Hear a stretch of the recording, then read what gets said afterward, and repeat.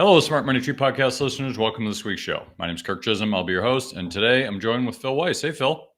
Hey, Kirk. How are you on this fine Friday? I'm doing great. This is a perfect fall day. It's in the 40s. It's crisp. The leaves everywhere. Looking out my new window, which I'm excited about. And you got yellows and reds and greens and browns and purples. It's awesome. I love it. This is a great time of year in New England. I do too. And it's funny. Earlier this week, I was out in Boulder for our client's wedding, and her parents are old friends of mine that live in Tucson.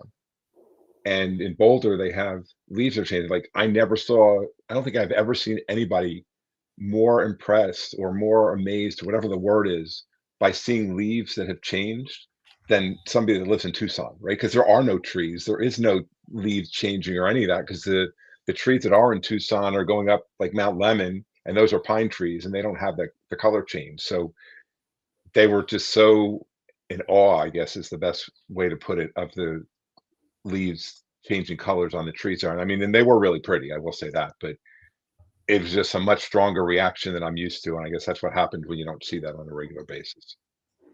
Yeah, I have to say it's a little weird. I was in, when was it? I want to say it was 15 years ago, 10 years ago. We used to go down to Florida for the holidays to visit family. And it was so weird. You're in like Miami in Christmas and New Year's, and there's like Christmas trees, sort of, and wreaths, sort of. But you don't have the pine, you don't have the traditional like Christmas stuff. You had basically palm trees with stuff on them. It was the weirdest thing I've ever seen. And it was like 85 degrees. It felt wrong.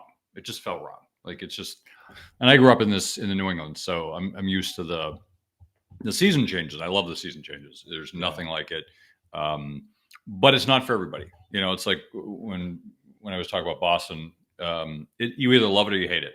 If you love it, you love it. You're going to stay here forever. If you hate it, you move away, because some people just don't love it. And I understand. I love it because the change is what brings, the spice of life, if you will. Because if it's California every day, well, that would suck. Like if it's perfect so I went out. So when I graduated college, I went out to San Diego, visiting a friend for 2 weeks. Stayed at his place, and he was, doing various things. He used to work for a software company. He was a doorman at a popular bar at night, and he had his stuff wired. Anyway, so I go out there and visit him. We're hanging out, and close to the end of the 2 weeks, I wanted to go home because it was literally perfect every single day. And by the end, it was like, this feels weird. Like I'm not enjoying it because it's perfect every day. So you don't appreciate the perfection of it. And it was like, I need change. I need a rainstorm, something. And it was just perfect every day. And I know that's weird, but there's something to change that makes you appreciate the good times because they're not there every day. But when they're there every day, you don't appreciate it because it's just there. So it's like appreciating that the sun's out. It's like, yeah, sun comes out every day, but so I don't appreciate it. But yeah, I don't know. That's just my 2 cents. But I'll tell you, if you go in Colorado, you get much more variety. When we were in Boulder, I think on Sunday, temperatures got into the 70s. And on Monday, the day of the wedding, the high was just over 50, and that night it was freezing.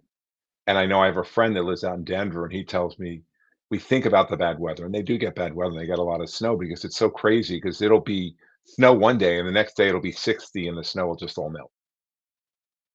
So they have a lot of change even within the season. It's very different than what we're used to, where yes, we have the change of seasons, but the seasons, for the most part, it's similar during the season, although you can have snow or you can have rain or whatever mixed in. But temperature-wise, it's kind of steady throughout the season. In Colorado, places like that, you have a lot more variety. And even when I lived in Tucson for a while, you just had big variation from the morning to the night because the desert air is so much thinner. So you would have a much wider spread between the high and lows in the day. Yeah, that's also weird to me. It's like Arizona, it's like 110 during the day and it's like 30 degrees at night. Like I just find that really odd in the desert, but I understand why. It just feels wrong. So I don't know. It's to each their own, right? You live in your place, and hopefully you appreciate it and enjoy it. And if you don't, you move somewhere else. So Yeah. anyway, let's get some real stuff. Lots going on, and the last week has been a little weird for some people. Um, I think it was two Fridays ago that Trump came out with his tariff tantrum again, where 100% tariffs, and then walked it back days later. Well, lots happened since then, and I'm not sure we'll get the true story, but from what I've heard, he walked it back. But at the same time, under the guise of that big news, we had a huge sell-off in crypto, in lots of different crypto, where I think Bitcoin's down like 19%. I think I heard. I didn't follow because it's after hours, but a lot of other coins were also down a lot. And so what I found fascinating is that, and I don't know if this was doctored or not, because the way I understood it, it sounded like it was orchestrated by someone where and by the way, if you're thinking it's Trump, I'm telling you that banks do this all the time to each other. So it could be anybody. Banks notoriously will do this, and they'll do it to each other. They're like sharks, and they're trying to take bites out of each other. So it doesn't really matter who it was. Just know that it happened. And what happened is you had a lot of people who had sell orders, like stop loss orders, and basically somebody came in and put a bunch of shorts on and just cleaned it down. And with the news, it just dropped and it hit all of these stop losses. And once it was done, then it bounced back up shortly thereafter.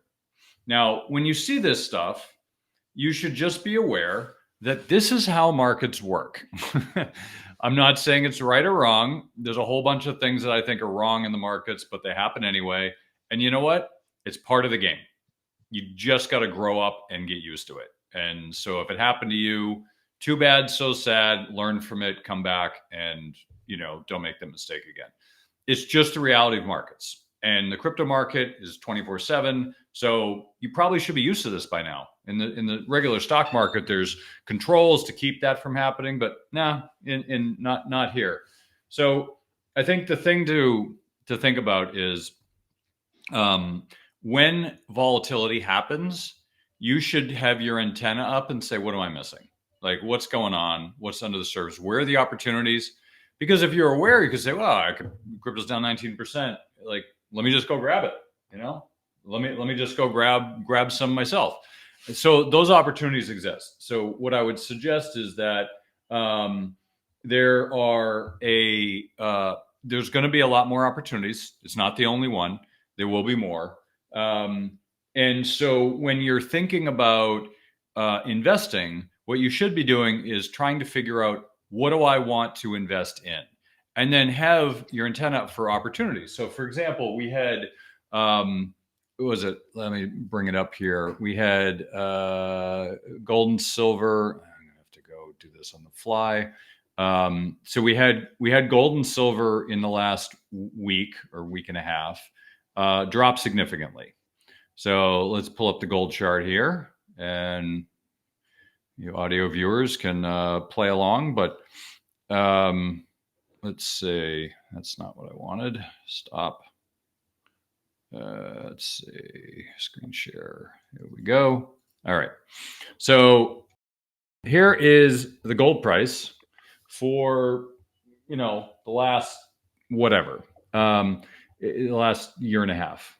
And so if you look here, gold kind of went up to 4,400 and then dropped to, looks like just above 4,000. Well, if you're looking to buy gold, this is a great opportunity. Then does it mean you go all in? That's up to you, but it's a good opportunity to get in because this doesn't always happen.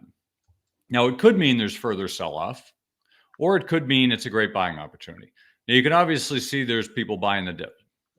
Now, I wouldn't say I went all in, but I definitely added to my position because I think gold has a good long-term thesis.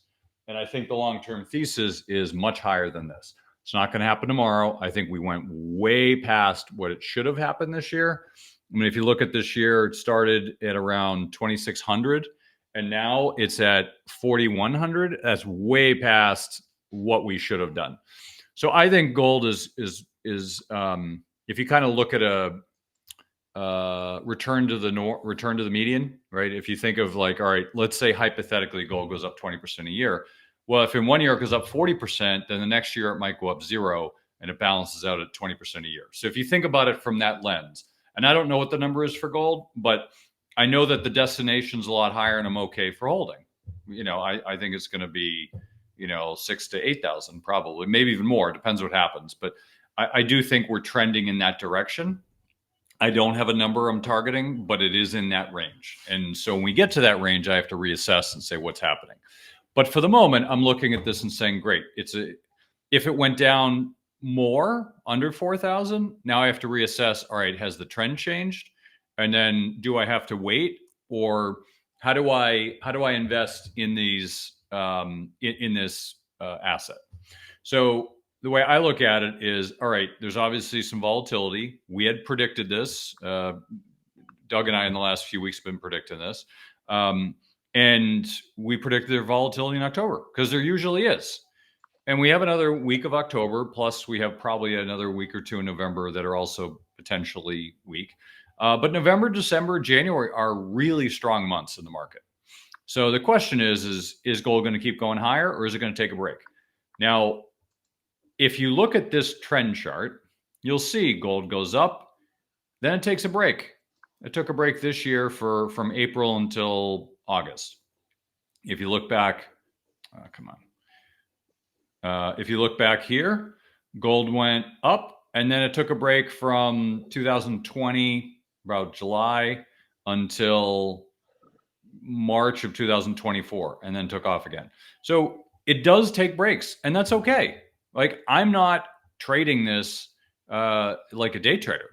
I'm buying this for long stretches. So yeah, it could take another break for a few years, and that's okay. I'm okay with that. Some people won't like it. They'll say, well, what are you doing? I'm like, I think the trend is higher, and that's what I'm sticking with. If you look at silver, silver's got similar dynamics, right? If you look here for the last few years, silver went up in 2020, and then it's pretty much gone sideways until early 24. And then it started to take off. And then this year, right around July, it just took off from 33 and went up to like 50, 54, just under 54. Now it's trading 48. Now, if you look at silver, it's come off and people are freaking out. Oh, we got to sell it. I don't think it'll keep continuing higher at the same pace, but it's okay, right? Same thing. It's a good time to add to your position. It may go down again, may hit back to 40, but I'm okay with that. Right? Because using this example, as I invest, I'm either adding or taking stuff off the table depending on my thesis. So if I think long-term thesis, gold and silver are good bets, then I would add to it on pullbacks. If I think that it's overblown and it's just going to come back down, then I would be selling it on the way up. Right? So, silver goes from the high 30s into the low 50s. Well, I would be selling positions on the way up. I'm taking my profits off the table. So when it sells off, hey, I made my profit, I can move on. But I'm not looking at this as a trade. So just something to think about. I'm using this as an example because people are freaking out. They're like, what should we do? What should we do? I'm just like, just relax. That's what you should do. You should relax. If you look at things like cryptocurrency, it also sold off a little bit. But you know what? It's within the range. This is Bitcoin. It's not really doing very much. So should you be freaking out? Not really. Well, it's up to you if you're freaking out. But I would say you don't need to. I think system is terrible. Same thing with Ethereum. Yeah, it sold off a little bit, but it's still within a range. So I think the thing to think about is when you're looking at investing in the hot areas, and in this case, we're talking about precious metals and cryptocurrencies. That's no different from the Mag 7 for like the last 10 years. So when you're investing in a hot area, there's going to be times where it pulls back and freaks people out and tries to bounce people off the ride. If you've got weak hands, as they call them, like weak hands, you're going to get bounced out. And if you have strong hands, usually strong hands are people that buy at a lower price. So, if gold dropped 20% today and then bounced back up and you bought it when it was down 20, well, you got strong hands because you got 20% margin to play with. It would have to go down a lot for you to get bounced out. So they talk about in the crypto community, diamond hands. Those are people with strong hands. It's just that you have a different name for it. But strong hands and weak hands are basically based on your strength of your conviction plus the price that you bought it at.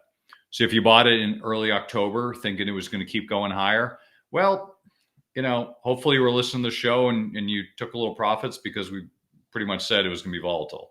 I don't know what it looks like. It's actually been a lot less volatile this month than I would have thought. I would have thought we'd have a lot more volatility, but it's just been okay. I live in the great state of Massachusetts. I may be the only one who calls it that, but I digress. The great state of Massachusetts has a commercial funded by the state that says, you can't win the lottery if you don't play. For the moment, let's ignore the fact that there's a state-sponsored commercial suggesting that you go out and spend your hard-earned money gambling on lottery tickets with odds of over 100 million to 1 of winning. But it's true, you can't win if you don't play. I'm giving you the same opportunity here in the show. The only difference is I'm not asking you to buy a lottery ticket. I'm only asking 5 to 10 minutes of your time. But I will pay you at least 100 million Zim dollars for your time. We do have some foreign listeners, so if you don't like Zim dollars, we may have some other currencies as well. If you want to earn over 100 million Zim dollars, go to www.moneytreepodcast.com/free money to get your free money today. So I don't know, Phil, what are you seeing out there? The concept that you're raising is such an important one in general that when you find an asset that you like, whether it be a stock, whether it be a commodity, whatever it is, it's important to pay attention to what's going on with it. And if you really like it, look for opportunities to buy it on pullbacks. And just when you do that, just make sure that whatever you understand what made it pull back. Like I'll tell you, I'm not going to name the company, but the most successful investment I made was a stock that I purchased because there were stories about that its management had come from a competitor and had taken their technology and the other competitor was suing them. And I looked at what I could find on it, and I didn't believe that there was a real case. And I bought that stock, and today it's up between 35 and 40 times because I still hold it, what I originally purchased it for. And I bought it for a couple clients at other times since when it pulled back, because when I bought it, I didn't have clients. It was before I launched my firm. But it's just an important part of investing is when you look for when you're thinking about buying something, make sure you're paying attention and when those pullbacks happen, because they're inevitable, like look at any stock or any commodity, whatever it is, and look at the range between the 52-week high and the 52-week low. And it's usually pretty wide. A lot of times it's more than 100% of the current price. They move a lot. And that means that there were opportunities to buy at those low prices. Just like when it gets too high, you have to think about if you're going to sell. But if you're a long-term investor, like Kirk was saying, that means usually you're not going to sell just because of a pullback. You're going to look for opportunities to buy more. I know that the Motley Fool, I wrote for them for a while. One of the most successful guys there, he talks about not buying on pullbacks, but he wants to buy things that are going higher and continue to go higher. And that's how they bought stocks like Nvidia a long time ago, and it's held them for many, many years. You buy them and you can add as they go up.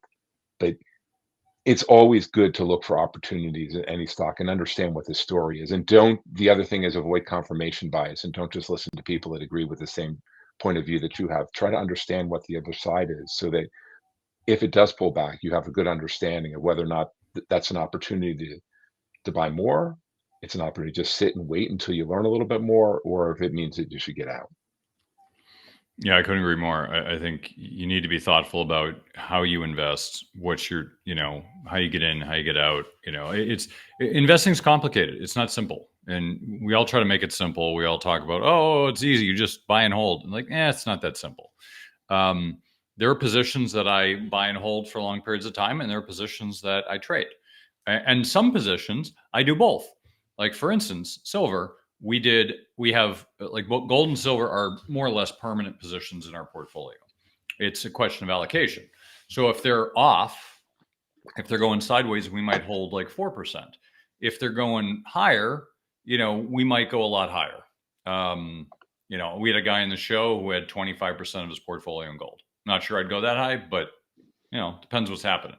So, when it's off, you just lower the percentage. And when it's on, you increase it. But I still have gold because the thesis is strong. Now, if the thesis was done, I'd get out. But the thing to think about is we all think of the world in a binary way. We think of black or white, yes or no, on or off, in or out. But it's really not. Like silver, we have a permanent position, but then we had some options that are a temporary position. Options are by nature temporary. So we had the trade, worked out, we got in, worked out, we got out, and we'll wait till silver goes higher and we might jump back in. But we use options as a limited risk because we know, like, hey, this thing's gone up, is ripped this year, and I don't know if it'll keep going. Maybe it will, but seems a bit ahead of its skis. So I would only add beyond where we are with options, because if I'm wrong, it's like, oh, you'll lose 1%, not like 20%. So that's why options are great, because they limit your risk. But a lot's changed in this month, and it's freaking some people out. And frankly, I don't even think it's that bad. So I'm going to show you a few charts here. So this one I thought was interesting. It just shows percentage of S&P stocks above 200-day and 50-day, percentage of stocks above 200 but not 50-day, and then stocks below 250-day. So when it's green, that's good. When it's red, it's bad. So if you look here, the red's picking up, the yellow's picking up, and it just means that the market's showing a little weakness. But when green's big, that's a good thing, right? So I think it's important to kind of look through these once in a while. We talk about small caps. There's some really big opportunities in small caps, and micro caps. They've done very well this year.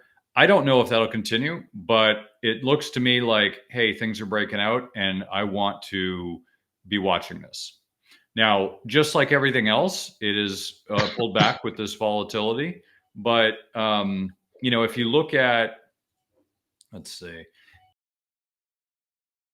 well, I'll have to come back to it. But if you look at the market as a whole, the market's kind of pulled back. So it didn't keep going. It's bouncing around. It's had some good days and bad days, but it's basically going sideways.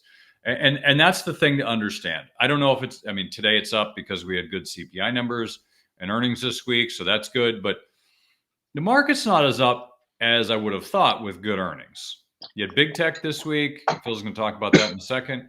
And you'd think that the market would be up more, but it's not. In large part because this is a weak month. And a lot of people know that. It's no secret. It's something to keep in mind. I also want to point out some things that I thought were pretty interesting. One of them is this chart that I saw, and it was economic profit from companies. It is so much higher in the last 5 years than it's been historically. So the last 5 years, corporations have record profits. And so when you see things like tariffs, you'd say, well, they're making lots of money. It's going to hit the consumer. Yeah, but they can afford to take a hit. And many of them are, because at the end of the day, who knows how permanent the tariffs are going to be. So many of them are taken on the chin. That's okay. But that will impact earnings season at some point. Maybe not right away, but there will be a time where it impacts it. I saw this chart. I thought it was interesting. Bad year for stock pickers. 22% of active funds beat the market. So it just kind of looks at the trend, the range. So it doesn't matter that they're not beating, it's the range. And so this has been a weird year.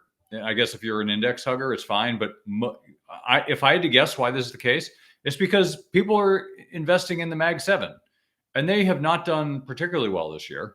They've done okay, but not like in the past. If you look back in like 21, 22, you could just put all your money in NVIDIA and Meta and Google and all these Mag 7 stocks, and you just ride it up. 1 year NVIDIA was up like 100% in a year. That's just crazy. But that happened. So, when you see charts like this, and I bring this chart up because it's a pseudo chart crime, and it's also just a sign of like what's going on. So I look at things and say, oh, isn't that interesting? It doesn't mean anything to me, but I look at it and say, well, why would this be the case? And why is it the case? Well, It's because there's a lot of rotation going on. People have been accustomed to just investing in the Mag 7 and just, buy and hope it goes higher. But in the last few years, actually, value stocks have done a lot better, especially in the last 12 months. If you look at like smoking stocks and companies like that, they've just gone a lot higher. I think it was, what was the stock we looked at? It was like Walmart. Let's see if I can bring this up. I had to, because it was crazy, because I looked at it a few weeks ago and I shared it in the show, and I was just shocked at how much it went up, because it shouldn't have, but it did. And so, it doesn't matter what it should or shouldn't do, but here we go. So here's Walmart. Come on. My computer's not liking me right now. Okay. So here's Walmart. Look at that. It went from like $40 back in 23. Now it's up to like 106. So you pretty much had from 24 to 2024. It went from $50 up to close to $100 in a year. It's Walmart. It's not Nvidia. It's not AI.com. This is like one of the largest companies in the world, and it went up like 100% a year. I saw this last year. I was like, what the hell? What did I miss? What happened? And so my point isn't go out and put it on Walmart. I think you missed the boat on that one. I think the point is that when you're looking at things like this, you need to be aware of what's going on. Are you investing in the right things? No, last year people underperformed. Well, it's probably because they didn't have Walmart, right? It went up 100%. If you didn't have Walmart, I don't know what percentage of the S&P 500 is in Walmart, but you obviously didn't have enough of it, right? When Nvidia went up 100%, you didn't have enough of it, but that's a part of the S&P. So if you look at the aggregate of 500 stocks, it's not 1/500th each. Apple has the biggest share, and then you have Microsoft and so on and so forth down the chain of the largest, and Nvidia is up there too. You look at those big stocks, and how they do dictates the rest of the index. It's like 25% of the index comes from a handful of stocks. So if those do well, you do great, but you better be in them if you're trying to outperform the index. I don't personally care about the index. The index doesn't matter to me. I'm not comparing myself against the index. I'm comparing myself against the markets, because sometimes the index is skewed. And if I'm not big into Mag 7, well, okay, whatever, it outperformed me. But did I do well in comparison to what I think I should be doing? That's what matters. So, because there could be a bad year where the index is down and you're like up 5 and you're like, all right, I did well, right? But it just depends on your goal. And I think that's really the point of this is what is your goal? Is your goal to mirror the index, or is it to manage risk, or is it to crank out 7% a year? Whatever the goal is, there's a strategy for that. And, we help with that with clients, but it's basically comes down to, you need to have a goal with your investing. You need to understand what you're trying to accomplish. And most people don't. Most people just like, roll the dice. Let's see what happens. What do we got? Roll hard 7. I know that's not a thing, but anyway, so what are your thoughts, Phil? A couple of things. I want to go, if I think about those two charts that you showed there, there's another connection you could potentially make too. The one that showed like the number of stocks that are trading above the 200-day, and then how few stock pickers have been successful. When fewer stocks are above their averages, the market's not as broad either. And I'm not just talking about, I know the Mag 7 occupies such a big part of the market, but you also have the fact that when less stocks are outperforming, it gets harder to beat, because it's hard to put all your eggs in one basket. Like, you can tell me that the Mag 7 are 25-30% of the market, however much they are, but it's still hard to put 25 to 30% of your portfolio, unless you're just going with an index, to have such big positions in those stocks when they've done really well. Because we've talked about diversification, remember, the S&P is market cap weighted. It's not, there's an equal weight version, and the performance of the equal weight version of the S&P is very different than the market cap weighted version. But when fewer stocks are outperforming, it's harder to be a successful stock picker, because one of the ways to be a successful stock picker is to deviate from the market, right? To look for, where is it that I think I can do better than the market? And that's usually not going to be the companies that are the largest. You're going to look for other areas to be in. So that's just something that I want to keep in mind. Um, and market performance varies. Like I have a new client that I got recently, and he's talking about things that he didn't want to invest in or was hesitant. And one of the ones that he listed was international stocks, and I understand why. But it was interesting because I think that international should be part of a diversified portfolio. So I looked at some data. And if you look over the last 12 months and the year to date, a developed market ETF and a broad developed market international ETF and a diversified emerging markets ETF have soundly beaten the S&P 500 over the last 12 months as well as year to date. And you can go through other periods. Like I looked at a period, I created another chart where I just compared developed developed international markets to the S&P 500. If you go from like 1997 to 2010, international outperformed the S&P, but since then it hasn't. So it all depends on the period, and different things can do well at different times. And that's just something to keep in mind when you're thinking about constructing a portfolio. That's one of the reasons that we think about diversified portfolios, because the bottom line is we don't know. We have no idea, right? I always tell people the crystal ball that I have, it's cracked and it's cloudy. So it doesn't tell me a whole hell of a lot. So it's better. And when I think about it from a client perspective, we're not trying to beat the market, right? Because that's really hard to do. I mean, you saw that chart, 22% this year, and even the high end that was 60, and that's an unusual number. It's hard, and the longer you look, it's really hard to beat the market. The goal to me is to construct a portfolio that you can live with in terms of the risk that it has, and that allows you to live the life that you want. The last call I ever want to make to a client is to say, hey, remember that big trip that you had planned? It was your bucket list trip. You were so looking forward to it.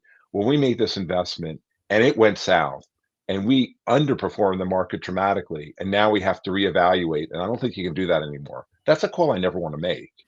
So you have to think about it that way too. It's not necessarily about trying to beat the market, because when you try to beat the market, you're usually taking on more risk. And if we take on too much risk, when the market goes south, usually that means we're going to do worse. And so you want to try to avoid those situations too. You want to think about what it is that you need. We try to match kind of your portfolio allocation to your risk tolerance and what you need in your plan. Don't let Phil fool you. Phil knows what's going to happen in the future. He knows. He just doesn't want to say it. I know too, by the way. All financial advisors know what's going to happen in the future. That's why you hire us, because we know what's going to happen in the future. Yes. So don't let Phil fool you.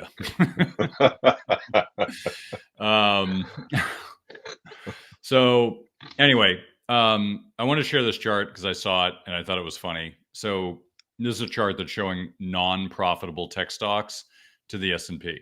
So there's been a trend since May of non-profitable tech stocks doing extraordinarily well. So pretty much since April, May, non-profitable tech stocks are up like 100%, and the S&P is up 35%.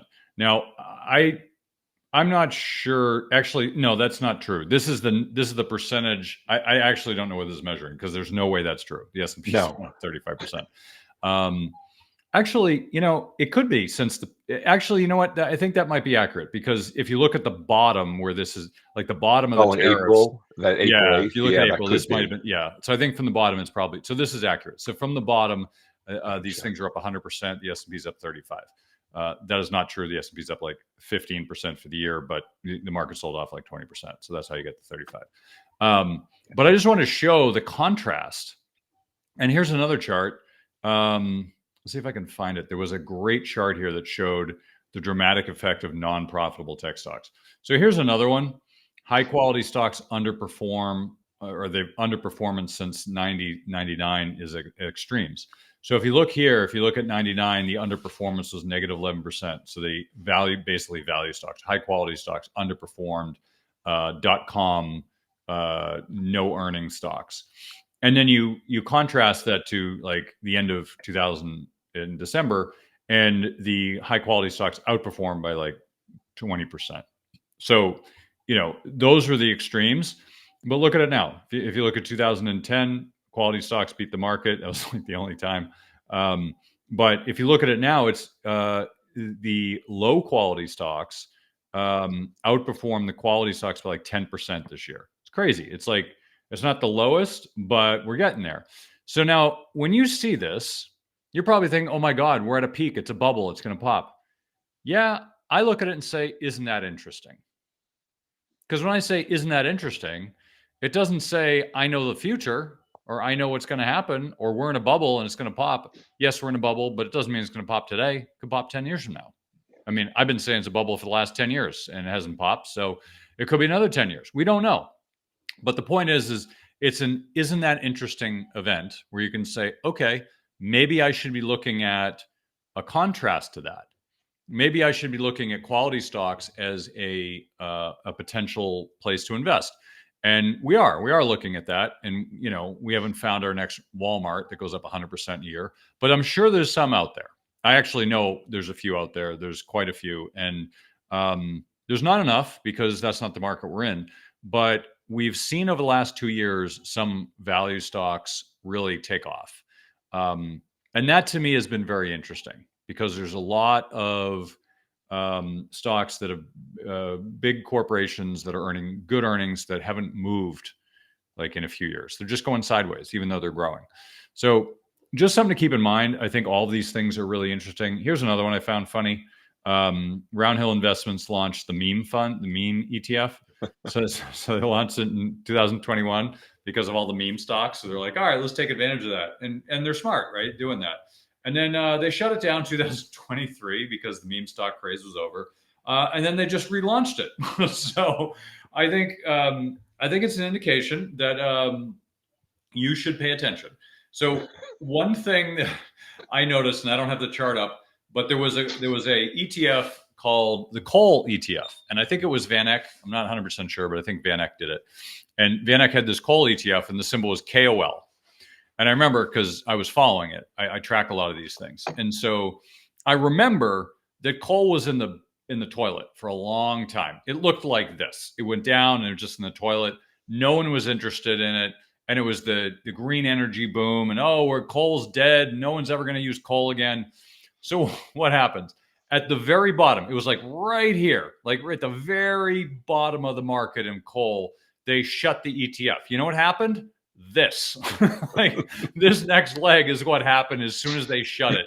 So I have this thing in the back of my head that anytime they shut something, it's a great time to get into that area because it means everyone has just ignored it and they're just like, ugh, I don't want to touch this. It's disgusting. That's when you buy because there's no one in it. No, there's no one left to sell. And that's the key. You want to buy things when there's no one left to sell. That means the only way to go is up. Now, if you're buying at the top, when there's no one left to buy, that's when markets go down.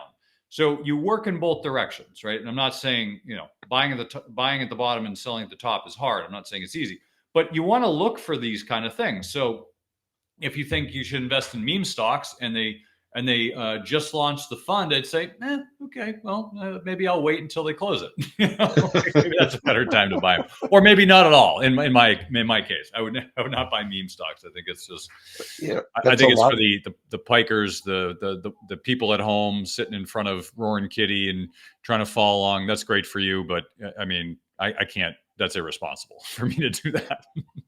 Isn't that a lot like what happens with stocks that exit the S&P 500? I don't have the numbers, but I know that I've seen data that says stocks that get taken out of the S&P 500 do really well. It's the same kind of thing, right? Because you think about it, when a stock's going to be added, it runs up in price because all the index managers have to buy it to get it into their portfolio. And the stocks that are coming out, they go down.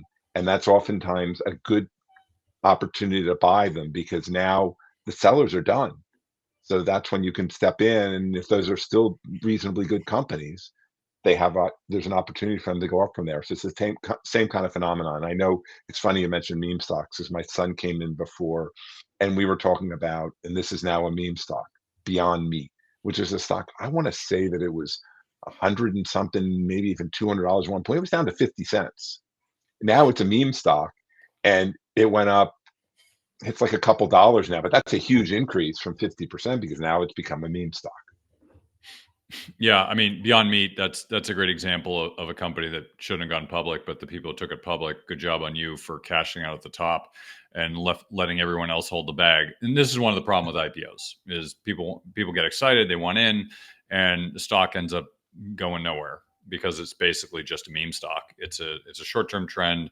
It's like buying a cannabis company and hoping it's going to go to the moon. It's like, no, cannabis is a weed. I can grow weeds in my yard.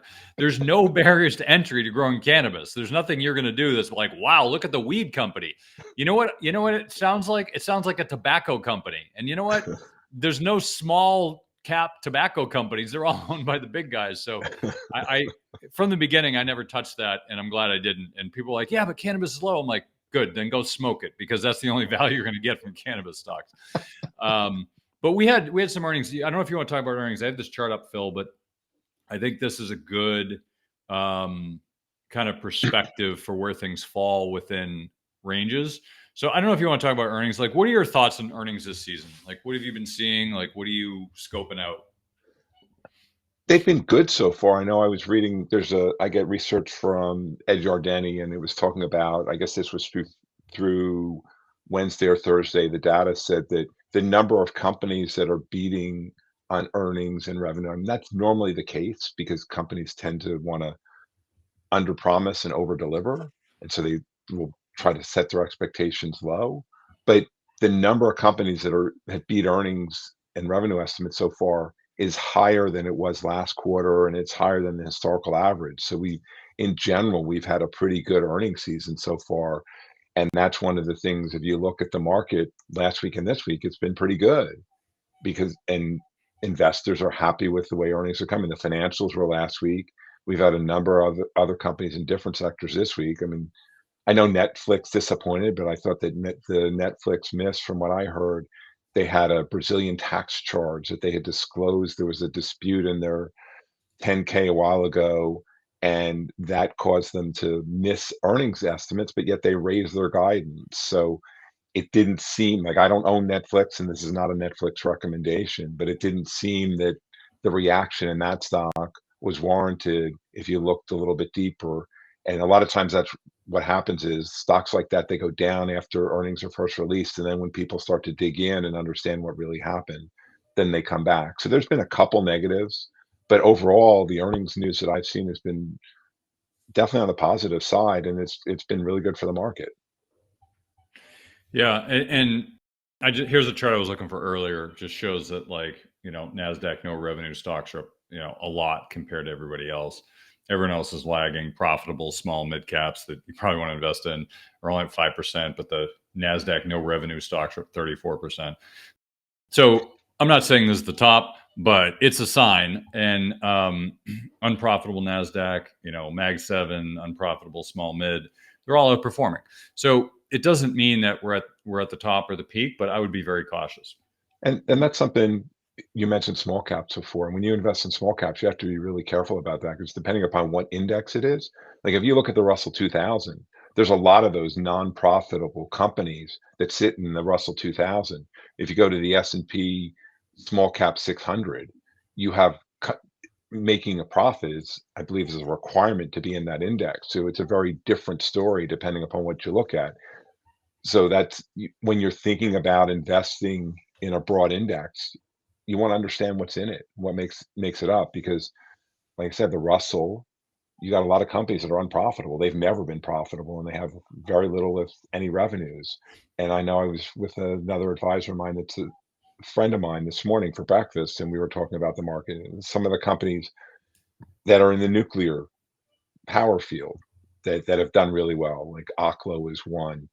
They don't really have revenue. They're in those companies that really don't have revenues or earnings either. So you always have to understand what it is making it up, because obviously when there's no earnings or revenues, now you're speculating because you don't know. We're hoping that that company is going to be successful, but we don't know. Yeah, yeah. I mean, it's and this is what's so interesting about small caps is small caps have been out of favor for a while, and there's reasons for that. If you think of global trade and all that, I mean, small caps tend to be more local. less international, not necessarily, but they tend to be. So the index tends to get broad stroked with certain brushes because of that. And so you think, well, tariffs, is that good or bad for local? Deglobalization, is that good or bad for local? So these questions are being posed, and the market overall has not agreed that Europe and small caps are a good place to be, except for this year. This year, Europe and actually international has done extremely well. U.S. has underperformed dramatically compared to international markets, and certainly small caps have started to catch up. I want to share this chart as a chart crime. I saw this yesterday, and it shows a chart of money market funds, total financial assets, and it just shows this huge spike in the last, I don't know, 5-7 years.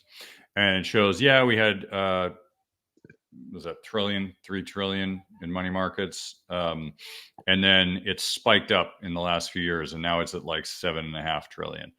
And the tweet said, look at all this money. Imagine if this starts going into the markets, what's going to happen to the prices?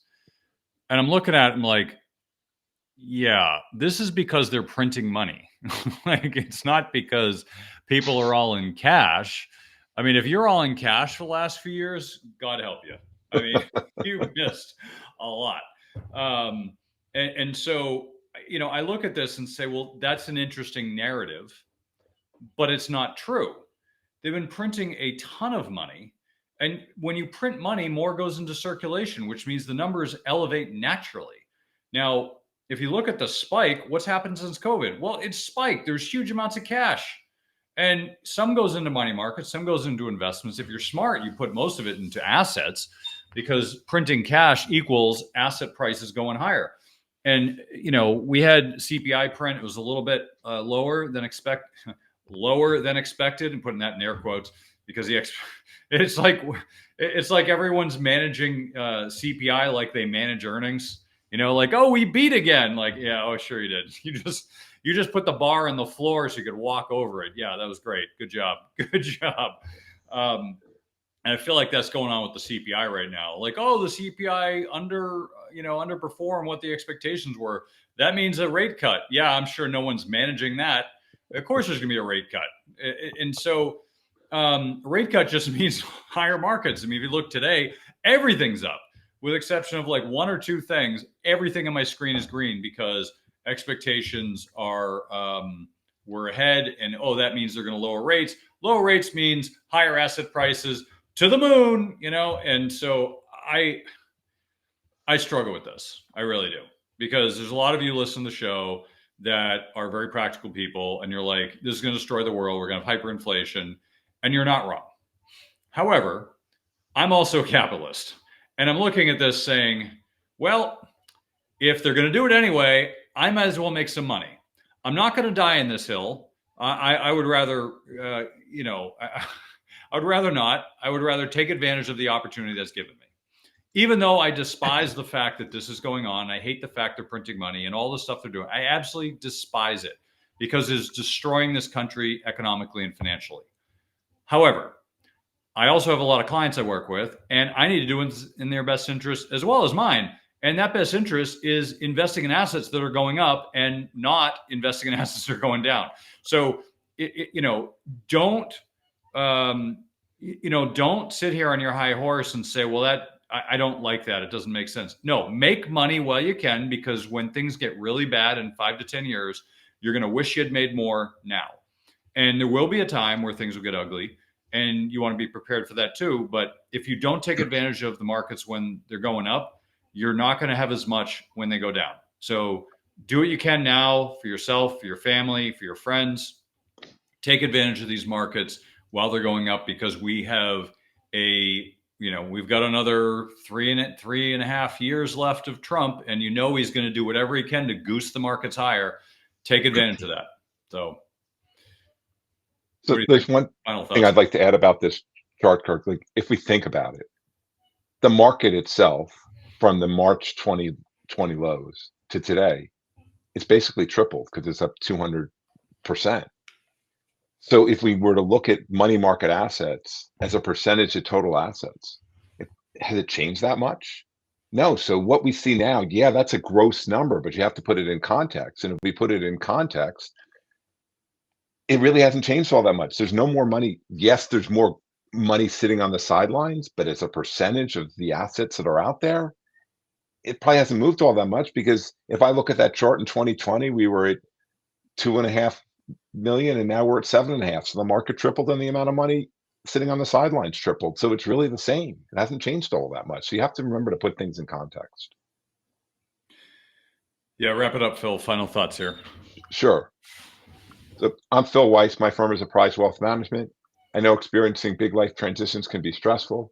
My job is to help empower women facing new beginnings with the financial knowledge and tools they need to make self-assured decisions. At Apprise, we'd love to get to know you. You can visit our website at apprisewealth.com. That's APPRISE wealth.com. And you can go there and read our blog or sign up for our weekly newsletter. Thanks for having me on today, Kirk. Enjoyed the conversation and have a great weekend. Yeah. Thanks for coming on, Phil.